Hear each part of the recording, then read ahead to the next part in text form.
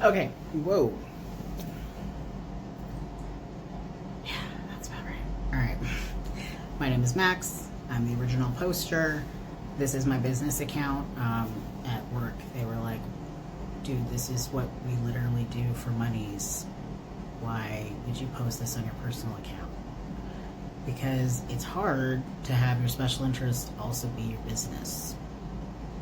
It makes things complicated. Anyway, we got some great questions on the video, and I really wanted to approach this one first because I hear it a lot. What is hypermobile?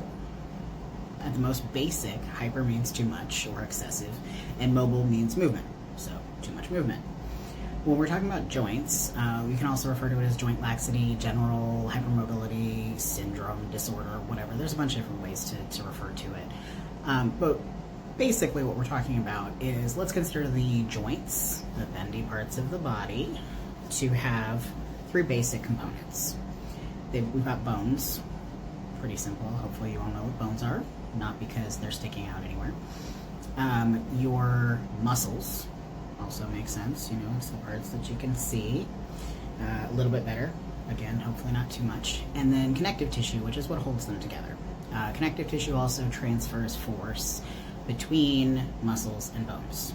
So they work together. They also hold the muscles to the bones. It's a little, you know, it's kind of complicated. But basically, the connective tissue. All three of these parts in normal bodies, whatever that means, hold the joints together so that you can move. Whether that's walking, you know, whatever, anything that you're doing, even the movement of my jaw. All of these things are part of joint movement. Now, if something happens to one of those three things, obviously it's going to cause some problems with your movement. Typically, when we're talking about hypermobility, the problem is not in your bones. The bone just, like, it transfers force and stuff, but it stays pretty stable.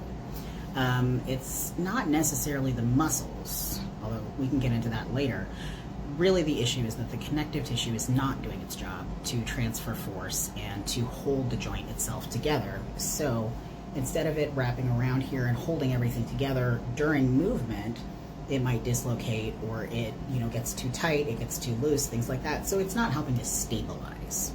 So at its core, that's basically the issue with hypermobility, is that the body, in order to stay upright, is not getting the support it needs from connective tissue.